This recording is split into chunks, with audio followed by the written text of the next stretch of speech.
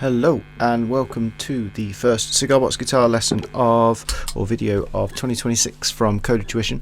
Hope you had a great Christmas, New Year, and this is starting the year with a bang. Absolute belter, the one and only Jimi Hendrix. Can you play it on 3 strings? Just about. It's not actually too tricky, this one, if you get rid of all of his crazy sort of vibrato and feedback and whatnot. Just playing the actual notes isn't so difficult. Great party piece. I would strongly recommend giving it a go. The original, so this is Riff of the Week, and the original is in the key of E. We're in standard GDG tuning, so learn all this. We're going to play it in this tuning in the video, but you can restring if you want to play along with the original track down to EBE, and everything here will work perfectly along with the original recording. Drop me a comment, let me know how you're getting on, and I will attempt to put up a basic song chart as well, so you can download that for free. And let's get straight on with having a crack at Purple Haze. Okay, so here's some tuning notes. There's low G, there's middle D, and there's high G. Like I was saying, you can learn all this, restring to EBE if you want to play in the original key with Hendrix and the boys. So we're going to learn this and just make the riffs quite plain to start with. Just learn the basic notes, get the right frets, and then you can look at putting a few little bends and all the rest of it in. So it starts off with fret 6, and because this is G and G, if you play the same fret on the 2 G strings, it's what you call an octave. So this is fret 6, happens to be a B flat, but you play that, and if you play B6 down here, fret 6 down here as well, then that's also a B flat. So he's just making quite sort of short, punctuated, don't let him ring out.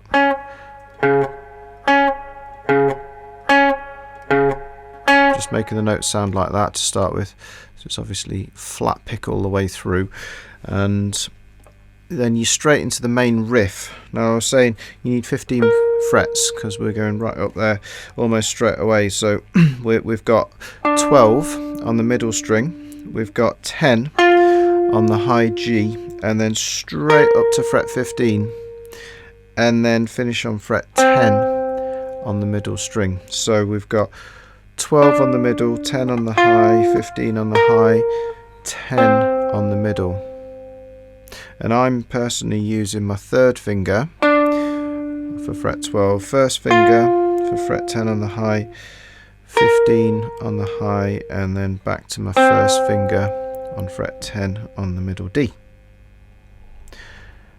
All the way down to fret number 3, and because I was using quite a heavy fuzz sound, which is what he used on the original, so I was trying to make the notes separated, so I'm going to use different fingers on fret 3. So I'm going to use my 2nd finger on the high G, fret 3, and then I'm going to use my 1st finger on the middle D, fret 3. I'm going to play low open G, and then I know I said we're going to make it plain, but slides aren't that difficult, so we're actually going to integrate the slides straight away.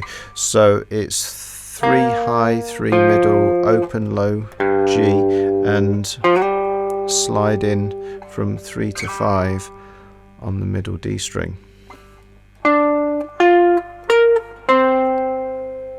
And 3, 3, open, slide, You can choose whichever finger to slide with there, it doesn't really matter. I'm using my second, but whatever works.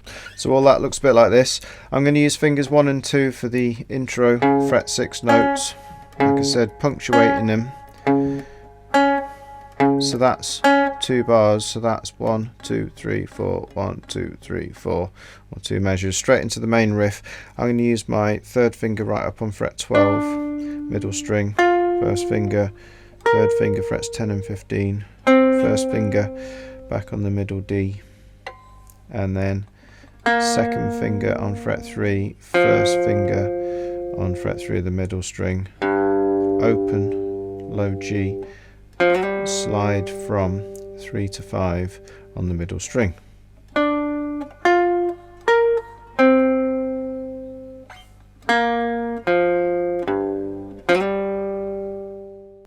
So like I said, the very beginning bit, they're just 1 beat notes, so that timing's pretty straightforward. The timing's quite easy on all of it actually.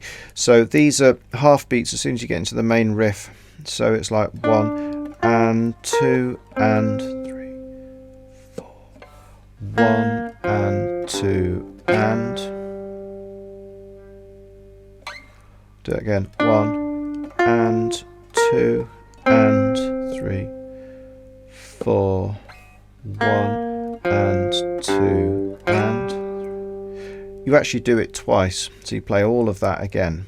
And once you played it twice, you stay down here and you're going to do another slide from 3 to 5. But I might use my third finger this time, because straight away afterwards I'm going to fret 3 on the top string and then fret 5 on the top string. So I'm going to use my first finger and my third finger. So I'm going to slide up with my third, so from 3 to 5 on the middle D, and then 3 to 5 without sliding, just pick them on the top string. He does actually do a bend there, but if you haven't done much bending, you can just play that twice and then go back to fret 3. Now the first bit, the slide, is what you call a grace note slide. So you want to hear the sound of the slide, but it's really just 1 note. But the start of this bit, they're quick notes, but there's still 2 of them. So you just delay a little bit, so you hear ba ba bom bom bom bom, or without the bend, ba ba bom bom bom bom, and then fret 3 again, the same as the end of the first riff. So it's 3 on the high, 3 on the middle, open, and then actually go to fret 3 on the bass this time. So you play the low open G and then fret 3. So it's fret 3 high, fret 3 middle, bass, fret 3. Now the timing on that is very, very similar, but this little 2 note slide, that's just before the beat.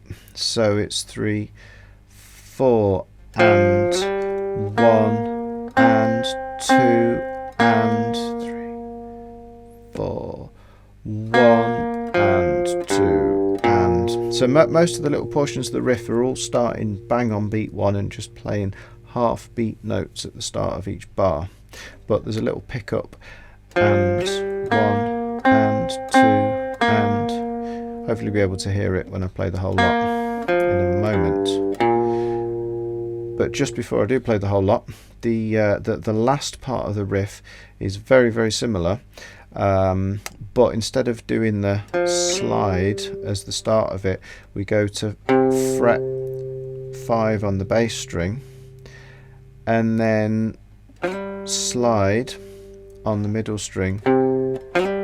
But this is another one of those quick ones, so we don't want to hear 2 notes.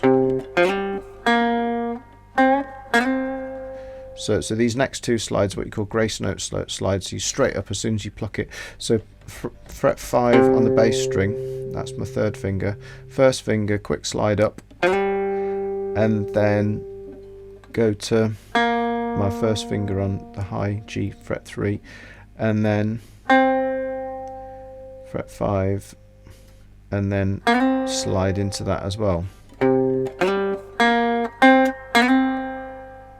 bit funny that. So third finger, and quick slide with my first finger, reposition to fret 3, third finger on fret 5, slide into fret 3, and then let's play those two notes again. I'm going to use the same fingers here, so fingers 2 and 1 on fret 3 and 3 on those two strings, and then just finish off right up here to 12 on the middle and 10 and 12 on the high string.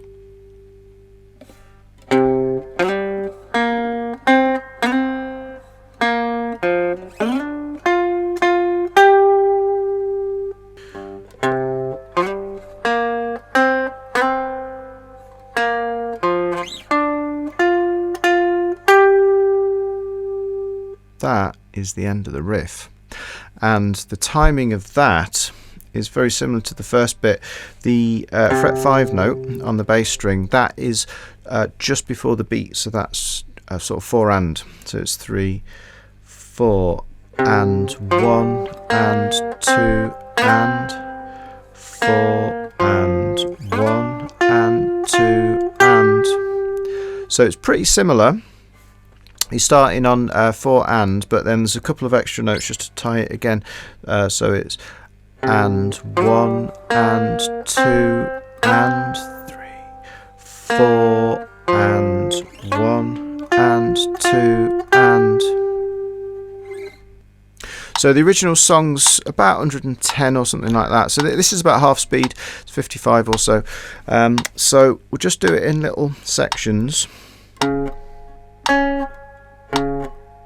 So that's the speed of the intro bit. Okay, so I'm going to cut you into the main bit where we're 12, 10, 15. Okay, so 3, 4, 1 and 2 and 4, 1 and 2 and. So it's still quite fast even at this speed. So we've got to do that twice. So 3, 4, 1 and 2 and 3, 4, 1 and 2 and 3. 4. So once you've done that twice, we've got to come in on the 4 and. So wait until I say 4, come in halfway in between 4 and 1. Sounds like this. 1, 2, 3, 4, and a 1 and 2 and 3, 4, 1 and 2 and 3, 4 and 1 and 2, 4 and 1 and 2 and. Let's try that again. So I'm going to go from the middle riff, the first pickup slide on 4 and. 1, 2, 3, 4, 4, 1 and 2 and 3. Same again. And 1 and 2 and 3, 4 and 1 and 2 and. I would definitely learn that in sections, and if you want to add in some of the extra Hendrix-isms, then you can slide into that first note. That works quite nicely. So third finger, so sort of position shift slide into 12, and then he does a tiny little kind of quarter tone bend, just a little tweak, and then you get vibrato all over the place on this. So slide in, bend. I'm using a couple of fingers on the same string. It's like a sort of wrist twist, and then vibrato is actually a similar kind of movement. I'm going the other way to the bend, going up and sort of pulling that down with my first finger, and then you can kind of slide off any, put a bit of gain on and just keep the note going. Any long notes, if you can use vibrato, then try and use it, because it works really well. If you listen to the original, he's got it all over the longer notes. Same again, slide in.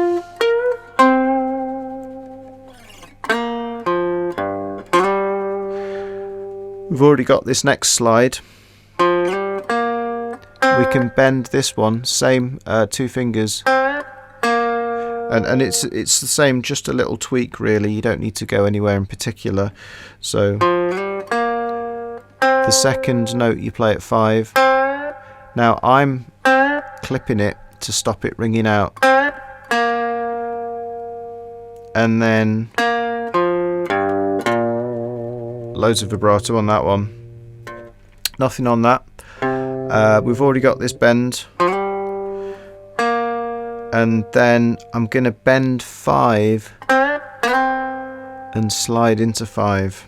So here's the last riff, which is the portion of the riff which is a bit more difficult. So fret 5, slide, we already know this, 3 to 5, step back, and same 2-finger bend at 5 and slide into it with your first finger, reposition. Let's slide into 12 because it's a natural position shift, and again bit of vibrato. So vibrato is like a sort of controlled sort of mini micro bend where you're oscillating the note, so you've got to make sure you're either side of the neck when you're doing it. So onto the verse chords. This is G in this tuning. So if you were to just do a little bar across strings 1 and 2, G and middle D, that's giving you like a sort of minor 7 sound.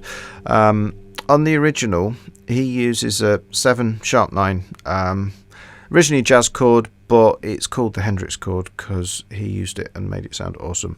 But it sounds a bit weird on this guitar, to be honest, this 3-string. That's probably the best way of doing it, particularly with distortion.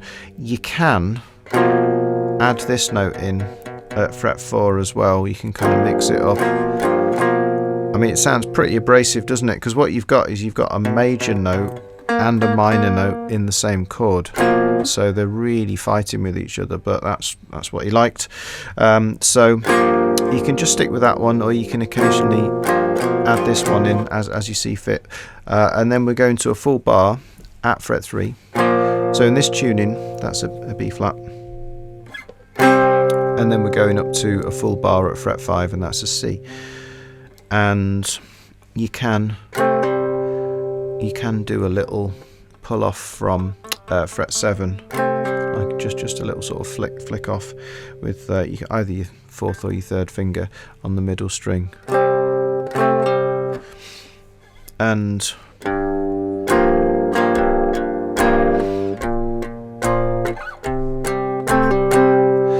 so the timing here is maybe sort of bass and high, just to get a bit of variation. So it's 1, 2, 3, 4, maybe like a little up flick. So 1, 2, up, dom, dom. So it's largely bass, bass, high, bass, bass, high, but you can maybe do a flick back into the second set of bass notes. Bass, bass, high, flick, bass, bass, high, bass, bass, high, bass, bass, and that's creating a faster note, that pull off, and do another strum after it.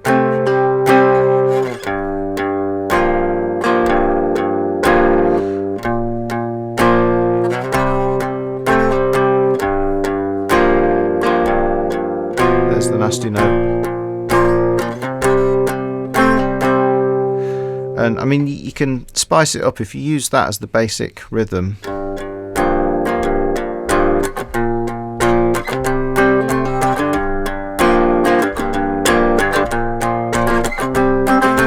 You know, you can start to sort of vary the feel, but base it around those notes. And once you've finished doing all of that for the verse, if you do a quick hammer on from 5 to 6, that's going into the excuse me while I kiss the sky, and space obviously for the vocal, and then there's a pickup where I was saying at the beginning, if you play the same fret on the 2 G strings, it's an octave, so you can actually play an octave where you want to hear both of those but not that one. So I'm actually a little bit flatter than normal, so I'm blocking off that middle string, and there's an octave there at fret 12, and I can do a quick slide up from there to 14 and back to 12 and 10, and so I'm trying to keep that same sort of flat second finger, and then the end of it is the same notes as the very beginning of the riff, which is 12, 10, 15, 12, 10, 15, and then you're back into your chords again. Alright, that's it. Have fun with the tune. Hope you enjoy learning this classic riff. I'll be back with another riff of the week very soon. I'm going to stay with some UK late 60s rock freakery. Obviously Hendrix wasn't from the UK, but he was discovered here, so we like to think he was. And I reckon we're possibly going to be going with a bit of the Kinks next. So get your power chords on, and I will see you here again very soon on Code of Tuition.